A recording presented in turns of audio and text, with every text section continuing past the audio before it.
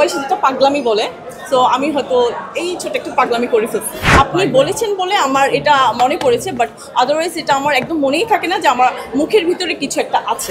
না, সব ভাড়া করা, মাথা থেকে পা পর্যন্ত যাচ্ছে সব ভাড়া। আসলে টাকা দিয়ে যদি সুখ হতো তাহলে তো এত ডিভোর্স হতো না। বয়সে যেটা পাগলামি বলে, তো আমি হয়তো এই ছোট একটু পাগলামি করে ফেলছি। না, সমস্যা হয় না, যেহেতু এটা অনেক বছর হয়ে গেছে। আপনি বলেছেন বলে আমার এটা মনে পড়েছে, বাট আদারওয়াইজ এটা আমার একদম মনেই থাকে না যে আমার মুখের ভিতরে কিছু একটা আছে। উপকারিতা কিছু না, অপকারিতাই হবে, কারণ উপকারিতা একটা মুখের ভিতর মেটাল থাকা হচ্ছে খুব ভালো কিছু নয়। আমি সেটাই বললাম যে এটা আমি 10 বছর 12 বছর হয়েছে, তো তখন আমি আরও ছোট ছিলাম। তো ছোট বয়সে যে পাগলামি হয় মানুষের, সেটা হয়তো করে ফেলেছি।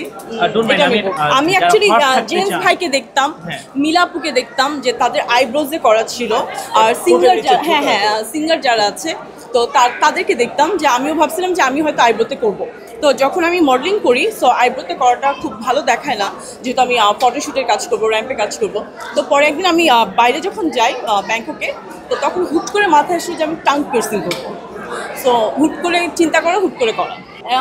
এটা অ্যাকচুয়ালি আমার খেয়াল নেই, অনেক বছর আগের কথা। তো তখন তো হয়তো কস্ট খুব একটা ছিল না। না, ওরকম কোনো প্রবলেম নেই, যেহেতু আমার কোনো অ্যালার্জির সমস্যা নেই স্কিনে, সো আমার কোনো প্রবলেম হয় না। কথা বলতে সামটাইমস হয়, আপনি যখন হয়তো বড় কোনো ওয়ার্ড বলতে যাবেন তখন হয়তো একটু জড়তার প্রবলেম হয়, আদারওয়াইজ এইভাবে কোনো সমস্যা হয় না। ডেফিনেটলি এটা স্টাইলিং মনে হতো, এটা ভিতরে দেখে সবাই দেখতে পায় না, কিছু মানুষের চোখেই পড়ে। সো এটা হচ্ছে স্পেশাল যারা, তাদেরই চোখে পড়ে, আদারওয়াইজ তো সবার চোখে পড়ে না। না, স্পেশাল ডেফিনেটলি যে আমার স্পেশাল মানুষ হবে তার জন্য তো অবশ্যই এটা স্পেশালই হবে। আর যারা দেখার সবাই তো আর চোখে পড়ে না, ছোট একটা জিনিস মুখের ভিতর থাকে, হয়তো কথা বললে বা হয়তো মুখটুক হয়তো আকার অঙ্গি যদি একটু ডিফারেন্ট থাকে, দেন তখন হয়তো মানুষ দেখতে পায় যে মুখের ভিতর কিছু একটা আছে। অবশ্যই সময়টা হচ্ছে কাজ নিয়ে হচ্ছে অনেক স্টাডি করি, স্টাইল নিয়ে অনেক স্টাডি করি, আর হচ্ছে আমি হচ্ছে অ্যানিম্যাল লাভার অনেক, ঠিক আছে, পশু প্রাণী অনেক ভালোবাসি, মানুষের থেকেও বেশি ভালোবাসি। সো ওদের নিয়ে কাজ করতে খুব পছন্দ করি।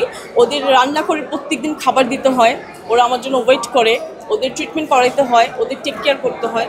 সো এইভাবেই সময় কাটে। না, সব ভাড়া করা, মাথা থেকে পা পর্যন্ত যাচ্ছে সব ভাড়া। এটা হচ্ছে স্পন্সর, কারণ হচ্ছে আমি মিথ্যা বলবো কেন এখন, যখন আমার পেজে আমি যখন নাম ট্যাগ দিব সবার, তো আমার এই 10 লাখ 50 লাখ 1 কোটি টাকার জিনিস কোত্থেকে বলবো?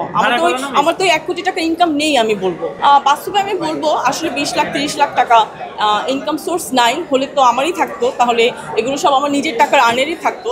তো এটা হচ্ছে লিমিটেড ইনকাম, যেটা হচ্ছে আপনি নিজে চলার মতো, নিজে ঘুরতে পারবেন, নিজে পোশাক পরিধান, নিজের জিনিস কিনতে পারবেন। যে আমি বলবো যে আমি 50 লাখ টাকার গয়না কিনতে পারবো, সেটা পারবো না। আসলে টাকা দিয়ে যদি সুখ হতো তাহলে তো এত ডিভোর্স হতো না। যারা কোটি কোটি টাকার মালিকদের বিয়ে করেছে তাদের তো আর ডিভোর্স হতো না, তাহলে টাকা দিয়ে তাদের সংসার চলে যেত। অ্যাকচুয়ালি টাকা দিয়ে তো আর হয় না।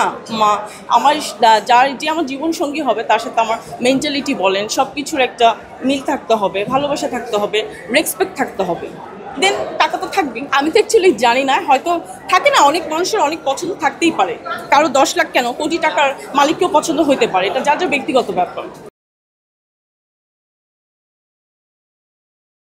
ওয়ালটন আবারও মিলিনিয়ার অফারে ওয়ালটন ফ্রিজ কিনে আপনিও হয়ে যেতে পারেন মিলিয়নিয়ার। মিলিনিয়ার ছড়াছড়ি দেশ জুড়ে, এটা শুধু ওয়ালটনই পারে।